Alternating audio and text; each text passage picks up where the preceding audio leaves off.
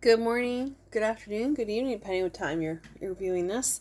I didn't get to read last night. I got home a little late, so I just don't believe in doing something half, so I just figured I'd wait till the morning to do this. So we're continuing on our journey of the book Ecclesiastes. I hope I said that right finally. And we're gonna finish it today. Might do another start the new book, or might just wait till tonight since I'm doing this in the morning. So before we begin our next chapter, our prayer. Father, as I read and receive your word, may it deeply be rooted in me, so when difficulty comes, it will be your word that encourages and strengthens me. Amen. So as I mentioned, we're in the book Ecclesiastes. I'll eventually get it. We're going to start at chapter 9 today. Death comes to all. This too I carefully explored, even though the actions of godly and wise people are in God's hands. No one knows whether or not God will show them favor in his life. The same destiny ultimately awaits everyone, whether they are righteous or wicked, good or bad, ceremonial clean or unclean, religious or irreligious. Good people receive the same treatment as sinners, and people who take oaths are treated like people who don't. It seems so tragic that one fate comes to all. That is why people are not more careful to be good. Instead, they choose their own mad course, for they have no hope. There is nothing ahead but death anyway. There is hope only for the living, for as they say, it is better to be a live dog than a dead lion. The living at least know they will die, but dead know nothing. They have no further reward, nor are they remembered. Whatever they did in their lifetime, loving, hating, envying, is all long gone. They no longer have a part in anything here on earth. So go ahead, eat your food and drink your wine with a happy heart, for God approves this. Wear fine clothes with a dash of cologne.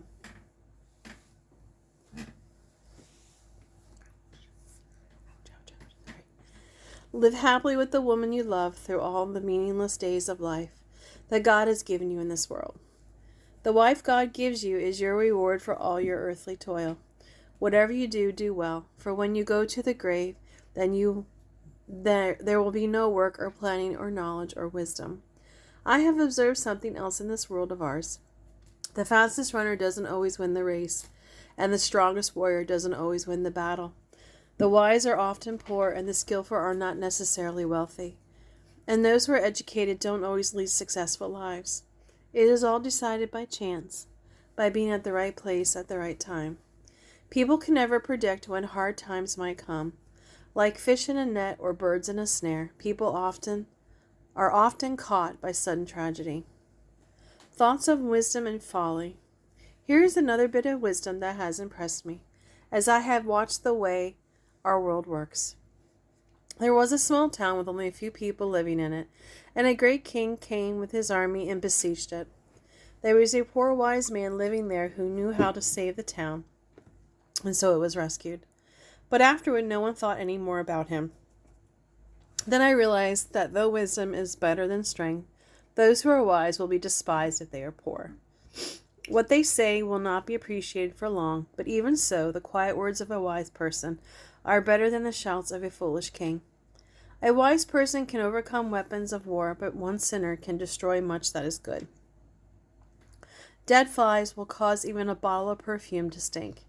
Yes, an ounce of foolishness can outweigh a pound of wisdom and honor. The hearts of the wise lead them to do right, and the hearts of the foolish lead them to do evil. You can identify fools just by the way they walk down the street. Did I mention I'm on chapter 10? I don't think so. I just get to reading sometimes. If your boss is angry with you, don't quit. A quiet spirit can overcome even great mistakes. There is another evil I have seen as I have watched the world go by. Kings and rulers make a grave mistake. If they give foolish people great authority, and if they fail to give people of proven worth a rightful place of dignity. I have even seen servants riding like princes, and princes walking like servants. When you dig a well, as you may fall in, when you demolish an old wall, you could be bitten by a snake. When you work in a quarry, stones might fall and crush you. When you chop wood, there is danger that each stroke of your axe. Such are the risks of life. Since a dull axe requires great strength, sharpen the blade. That's the value of wisdom. It helps you succeed. It does no good to charm a snake after it has bitten you. It is pleasant to listen to wise words, but the speech of fools brings them to ruin. Since fools base their thoughts on foolish premises, their conclusions will be wicked madness. Foolish people claim to know all about the future and tell everyone the details. But who can really know what is going to happen? Fools are so exhausted by a little work that they have no strength for even the simplest tasks. Destruction is certain for the land whose king is a child, whose leaders feast in the morning. Happy is the land whose king is a nobleman and whose leaders feast only to gain strength for their work, not to get drunk. Laziness lets the roof leak, and soon the rafters begin to rot. A party gives laughter, and a wine gives happiness, and money gives everything. Never make light of the king, even in your thoughts, and don't make fun of a rich man either. A little bird may tell them what you have said. Generosity and Diligence, Chapter 11. Give generously, for your gifts will return to you later. Divide your gifts among many, for you do not know what risks might lie ahead. When the clouds are heavy, the rains come down. When a tree falls, whether south or north, there it lies. If you wait for perfect conditions, you will never get anything done. God's ways are as hard to discern as the pathways of the wind, and as mysterious as a tiny baby being formed in a mother's womb. Be sure to stay busy and plant a variety of crops, for you never know which will grow. Perhaps they all will. Advice for old and young. Light is sweet. It is wonderful to see the sun. When people live to be very old, let them rejoice in everyday life. But let them also remember that the dark days will be many. Everything still to come is meaningless. Young man, it's wonderful to be young. Enjoy every minute of it. Do everything you want to do. Take it all in. But remember that you must give an account to God for everything you do.